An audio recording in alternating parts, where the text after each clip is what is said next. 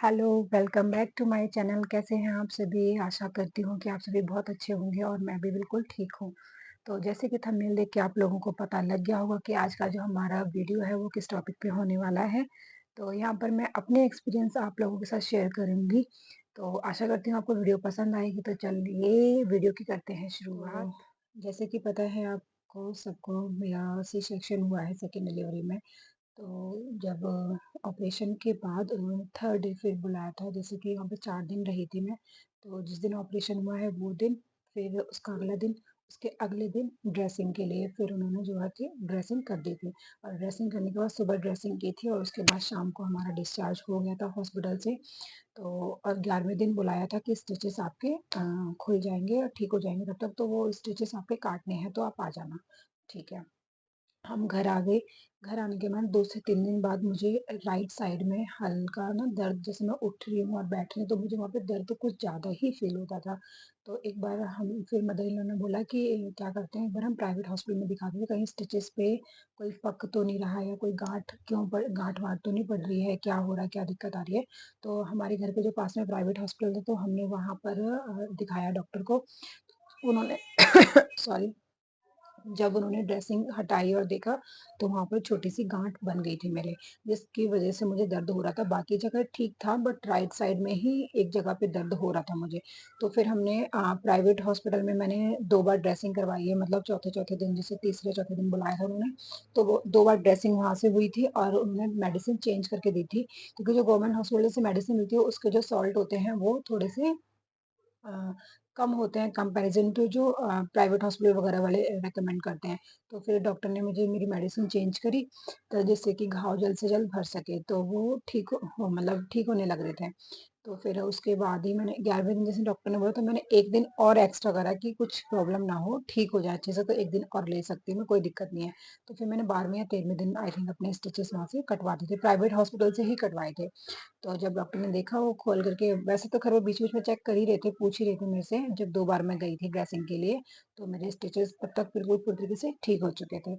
तो अगर आपको भी ऐसी कोई प्रॉब्लम हो रही है ना, जैसे थोड़ा-सा भी दर्द फ़ील हो रहा है हॉस्पिटल से डिस्चार्ज होने के बाद और आपके टाँकों में लग रहा है आपको कि दर्द है या कुछ और मतलब डिस्कम्फ़र्ट लग रहा है ज़्यादा ही मात्रा में, तो आप अपने नज़दीकी हॉस्पिटल में एक बार ज़रूर अपने टाँकों का दिखा दें कि वो सही हैं या कुछ प्रॉब्लम हो रही है। तो इससे क्या होगा, जो प्रॉब्लम आगे बढ़ सकती है ना, वो वहीं की वहीं पे रुक जाएगी। तो ये चीज़ आप ज़रूर फ़ॉलो करें अगर आपका सी सेक्शन हुआ है तो। बात करेंगे हम यहाँ पर, अगर ऑपरेशन हुआ है तो आपको अपने खाने में क्या-क्या चेंजेस लाने होंगे, क्योंकि नॉर्मल डिलीवरी होती है तो आप ज़्यादातर जापे में क्या होता है, घी वगैरह ईज़िली आप खा सकते हो, दूध हो गया, घी हो गया और बहुत सारी चीज़ें होती हैं। लेकिन ऑपरेशन के टाइम पे हमें इन चीज़ों का थोड़ा ध्यान रखना पड़ता है। और मेरे साथ जो हुआ था, मैंने जब तक मेरे टाँके जो हैं वो नहीं कटे थे और नहीं ठीक नहीं हुए थे, तब तक मैंने दूध बिल्कुल नहीं लिया था। दूध में मेरी मदर इन लॉ क्या करती थी, दूध में पत्ती लगा के देती थी, डायरेक्ट दूध नहीं देती थी। जिससे क्या होता है कि दूध पीने से ना जो हमारा घाव वाला एरिया होता है उसको पकने के चांसेस ज़्यादा होते हैं, तो मैंने ये रिस्क बिल्कुल भी नहीं लिया और दूध में पत्ती लगा के ही पिया है। और second thing is that, oily खाना बिल्कुल नहीं खाया, मतलब जो मैं ज़्यादा ज़्यादा से ज़्यादा मैं खाती थी दलिया और खिचड़ी लेती थी। सम टाइम होता था कि मैं दाल ले रही हूँ, दाल भी लेती थी वो विदाउट तड़का, उसमें तड़का नहीं लगाया जाता था, क्योंकि ऑयल बिल्कुल खाना ही नहीं है। घी तो बिल्कुल, और ये तेल वाली चीज़ें तो अलाउड होती ही नहीं है वैसे भी इन सब ऑपरेशन के टाइम पर। तो मैंने भी नहीं लिया ये सब चीज़ें, बिल्कुल सादा खाना खाया है जब तक मेरे टाँके पूरी तरीके से खुल नहीं गए। यानी कि आपको 15 से 20 दिन तक का परहेज़ करना होता है, उसके बाद आप जैसे-जैसे थोड़ा-थोड़ी मात्रा में ये चीज़ें ले सकते हो। जैसे घी हो गया, आप सब्ज़ी में डाल के ले सकते हो, रोटी में लगा के लो घी, तो थोड़े स्टार्टिंग से हम हल्का-हल्का कर सकते हैं। बट जब तक आपके स्टेजेज़ प्रॉपर ठीक नहीं हुए हैं, टाँके आपके नहीं खुले हैं, तो थोड़े दिनों तक ये आपको चीज़ें अवॉइड करनी चाहिए, जो कि मैंने भी की हैं। है ना? तो ऑयली नहीं खाया, दूध नहीं लिया, बाकी जो होता था सिंपल खाना खाना, खिचड़ी और जैसे दलिया, और फ्रूट्स में आप पपाया ले सकते हो, चीकू ले सकते हो। ये आपके जो घाव वाला एरिया है उसमें हीलिंग का काम करते हैं और अच्छी मात्रा में फाइबर होता है इनमें, तो ये आपकी हेल्थ के लिए भी अच्छा है। तो ज़्यादा से ज़्यादा फ्रूट खा सकते हैं। मैंने पपाया खाया था, जिससे पपाया खाने से आपका क्या होता है उस टाइम पे ना, कॉन्स्टिपेशन की ज़्यादा दिक्कत हो जाती है, गैस ज़्यादा बनने लग जाती है, तो उससे आप बचे रहोगे। तो मैंने भी ये चीज़ ज़्यादा से ज़्यादा करी थी कि मैंने पपाया खाया था। और अगली बात मैं आपको ये बताना चाहूँगी कि जब तक आपके टाँके लगे होते हैं ना, तो आपको नहाना कैसे है, डायरेक्ट नहीं उस एरिया में पानी जाना चाहिए। मेरी मदर इन लॉ करती थी जैसे हेयर वॉश करना है, जल्दी से जल्द तो वैसे करा ही नहीं है, 1 हफ्ते में कम से कम तो करोगे एक बार। तो पीछे को ऐसे चेयर पे बैठा के पीछे को हेड करके और वो मेरी हेल्प करती थी, मतलब मेरे हेयर वॉश वगैरह मदर इन लॉ ही करवाती थी। उसके बाद डायरेक्ट क्या करते थे, पानी तो हम डाल नहीं सकते बॉडी पर अपने, तो क्या करते थे गीला कपड़ा लेके और पूरी बॉडी को ऐसे क्लीन कर लेते थे। जब तक टाँके नहीं खुले हैं तो आप स्पंज बाथ ले सकते हैं, जो गीला कपड़ा करके और अपनी बॉडी को पोंछ पोंछ लो, बस हो गया जी, इतना ही करना है। क्योंकि भाई जब हमारा शरीर उस काबिल अभी फिलहाल नहीं है तो हमें ये चीज़ थोड़ी-सी अवॉइड करनी चाहिए। तो मैंने भी ऐसे ही किया था, स्पंज बाथ लेती थी मैं। और टाँके खुलने के बाद जब मेरे टाँके ठीक हो गए थे, डॉक्टर ने कहा था कि अभी भी डायरेक्ट ऐसे करना है आपको, नहाने से पहले और नहाने के बाद आपको उस एरिया पे जहाँ पे आपके टाँके हैं, ऑपरेशन हुआ है, उस एरिया में आपको कोकोनट ऑयल लगाना है, जिससे कि पानी वहाँ पर ठहरे नहीं।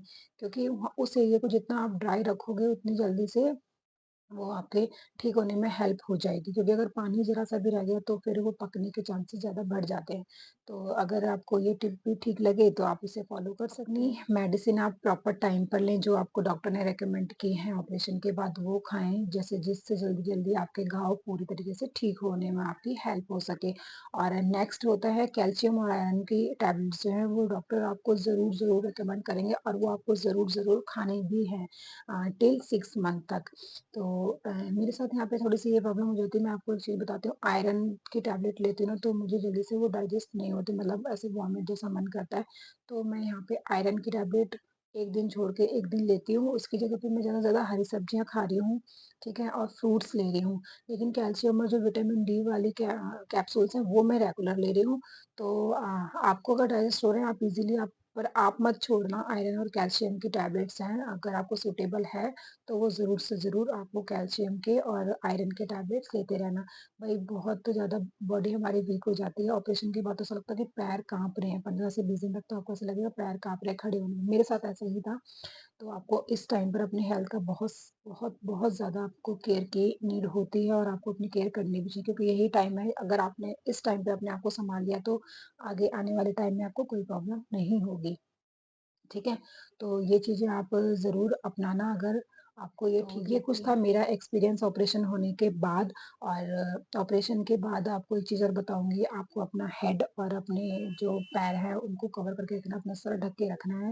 जाते के टाइम तो वैसे भी बहुत सेंसिटिव टाइम होता है ये वाला, तो अपना सर जितना अच्छे से कवर करके रखेंगे अपने आप को, जैसे ठंड का टाइम अगर विंटर है, तो ऑब्वियसली आप रखोगे, लेकिन अगर आपकी डिलीवरी अक्टूबर या सितंबर वगैरह में हुई है, तो उसमें आपको अपनी बॉडी और अपने पैर जो हैं वो कवर करके रखने चाहिए, बिल्कुल रखने चाहिए, ठीक है? तो ये कुछ मेरे टिप थे जो मैं फॉलो कर रही हूँ और किए हैं मैंने। तो अगर आपको इनमें से कोई भी आपको सूटेबल लगा हो या आपके पास और अलग एक्सपीरियंस हो तो वो मेरे साथ ज़रूर शेयर करना। और वीडियो को करते ही पर एंड, और वीडियो अगर पसंद आई हो तो एक लाइक, शेयर और सब्सक्राइब कर देना और अपने फ्रेंड्स के साथ भी इसको शेयर करना। Thanks for watching.